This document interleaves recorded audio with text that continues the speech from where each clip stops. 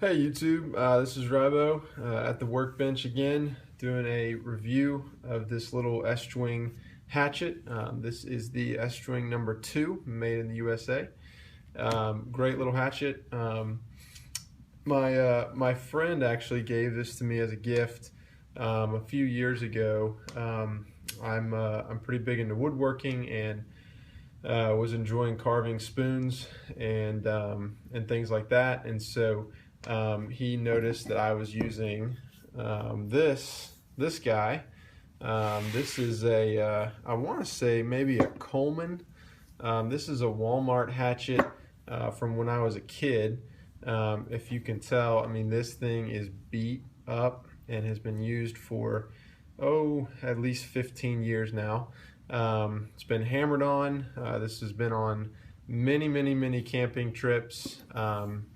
Well, if you can just imagine a kid who's very much into knives, sharp stuff, and what have you. I have just abused this hatchet over the years, but it is really held up for a $10 Walmart hatchet. But my buddy thought that it was time that I graduate, and so he gifted this little guy to me, and this is a great little hatchet. So want to talk about it a little bit. So let me get this cover off. First of all, I want to say it's only a $20–$30 hatchet. I could be wrong about that. I'll annotate if I'm wrong. But for such a cheap hatchet, it comes with a nice little leather, looks like a kind of a vegetable tan leather sheath, which is great because a lot of hatchets don't have that. It's got belt loops there if you're one to carry hatchets like that, but really just obviously protects the edge from getting nicks. So that's definitely a nice little added feature. So here's the hatchet. So you'll notice the full flat grind here, which is a good thing. And then you may not notice, but it's a very thin hatchet, like incredibly thin. Compare that to the other one, which is just kind of this hollow aluminum handle. And this thing is really thin, but this is all solid metal. So this is all just a solid sheet of steel. And so even as thin as it is, it's fairly durable, at least for what I use. And I really like that. So other specifics, this is a stacked leather handle here, this is the first time that I've ever owned a stacked leather handle in anything, and that's really cool as well. And then it's just held in there by some pins. You see the Estwing USA. Wear your safety goggles. So a little Norm Abrams warning for us. So I'll do a quick comparison. This was my grandfather's hatchet for many years, more of a kind of household deal, so that you can use kind of one side for a hammer. It's got this real big bevel grind there, and a nail puller as well.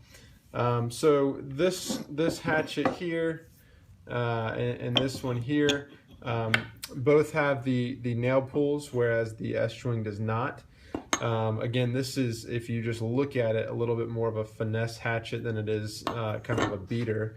So you're probably not going to be pulling nails with it anyway. And then you'll notice the blade shapes here. So between these two, this one is definitely more in line with this kind of camp hatchet here. I forget what you call this blade style, but it's more of a broad style. I've seen people kind of hand planing boards and things like that with this. I mean, it looks almost like more of a tomahawk style. I'm sure that's not the PC word for it, but just a broader blade profile there. So just a quick kind of comparison, just to show three different sizes and hatchets for use. Obviously these are going to be I guess this one's going to be a little more hard use, and you can tell that this thing has been beat up over the years, and is really in pretty good condition for as old as it probably is. So all right, so let's get on to the Estwing.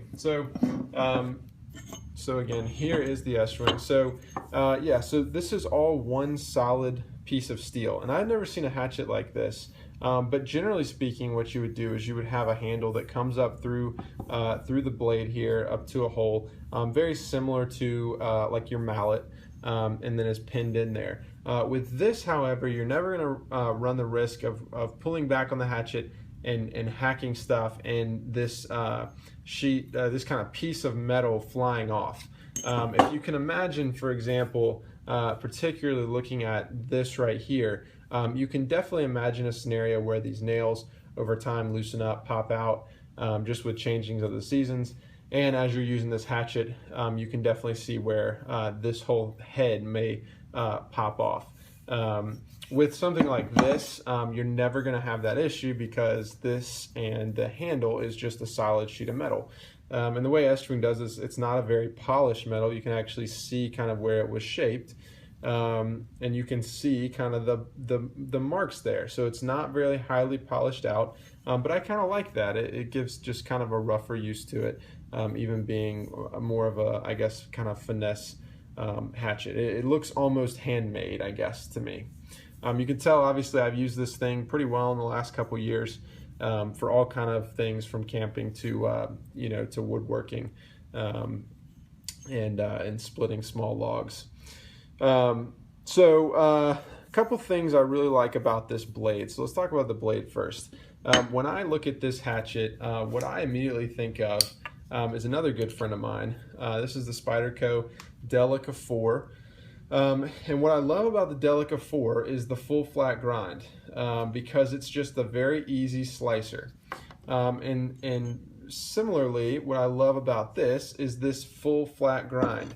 And I don't know if you can see this in the video, but it has a very gentle taper down from the butt here to this edge. And so by the time you get to the edge, while you do have a nice broad bevel grind here, this is just a slicing hatchet, and so it's perfect for what I use it for, which is chipping away at boards and getting them nice and flat from the log.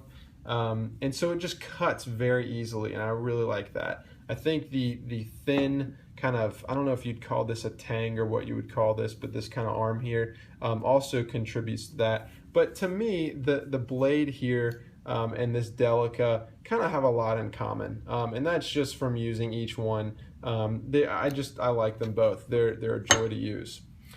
So the handle is really cool as well.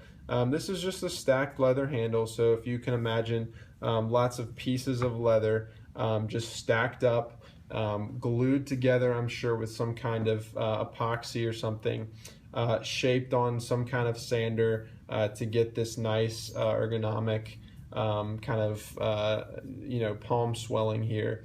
Added some detail. I can't tell if that's I don't think that's leather, but that's some just kind of detail in there. And then added, you know, some, I don't know, polyurethane or you know, true oil type. It does feel almost like a true oil, like you would find on a gun stock, like I use on knife handles, kind of finish there. I would assume this finish is going to wear over time, but you know, being that it's leather, it shouldn't be any issue to just finish that back up.